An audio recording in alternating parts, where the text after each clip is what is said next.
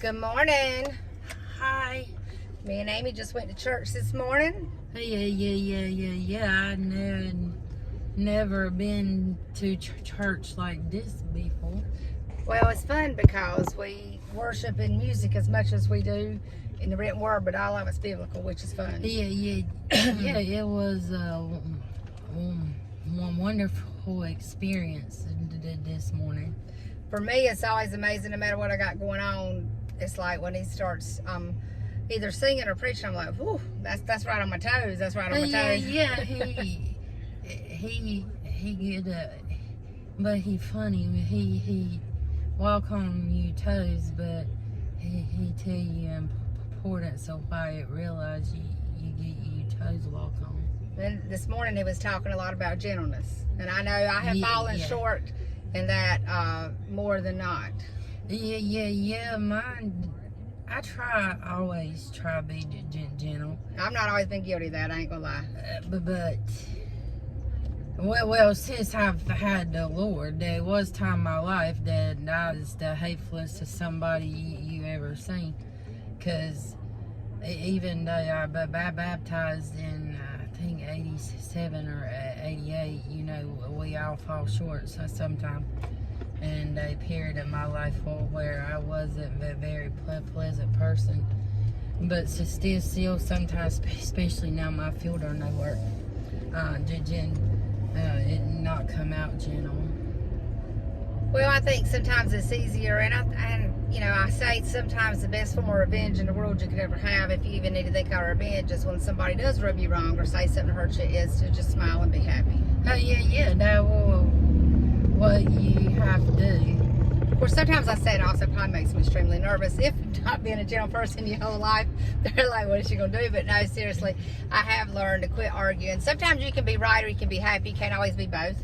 And I'll choose to be happy. And if somebody's really sometimes got an opinion, you're not going to change it. Just like our situation with the whole Lyme disease thing. I learned years ago, it not worth your energy or your time. No, I agree. I mean, some people are going to believe what they want. They don't do the research.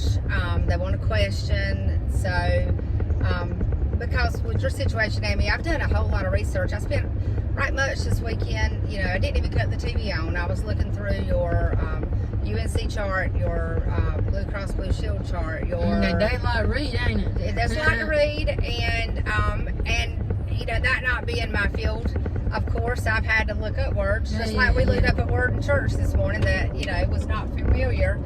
But my thing is always being willing to learn and always trying to figure out why people are saying or what they're doing.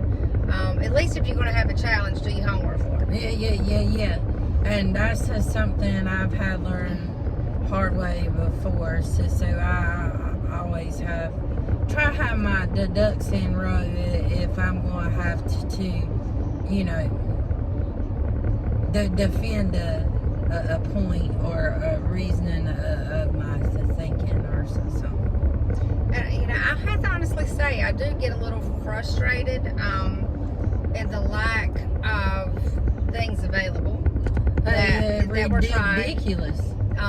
You know, we've both talked about the natural pathway versus traditional medicine, and I will have to say that honestly, the traditional medicine, just everything that we ask, and if it's not a specific guideline, but y'all, everything's not a cookie cutter thing. No. And I mean, fibromyalgia, lupus, cancer, you know, shingle. I mean, everything affects everybody different. I mean, I've seen people get shingles on. You had it on your face. Oh yeah.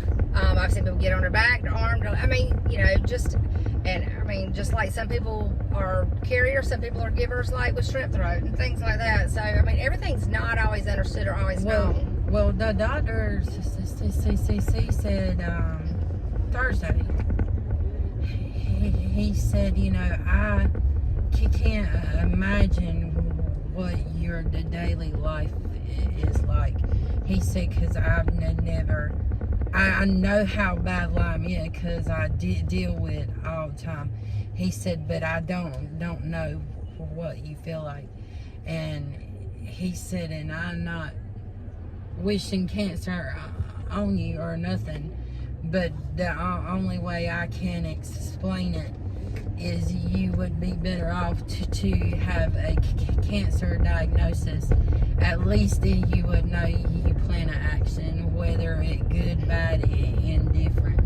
And he said it's so horrible to have my quality of life so some days, and still not know if they ever going to be end in sight. And they know game plan, they know no roadmap.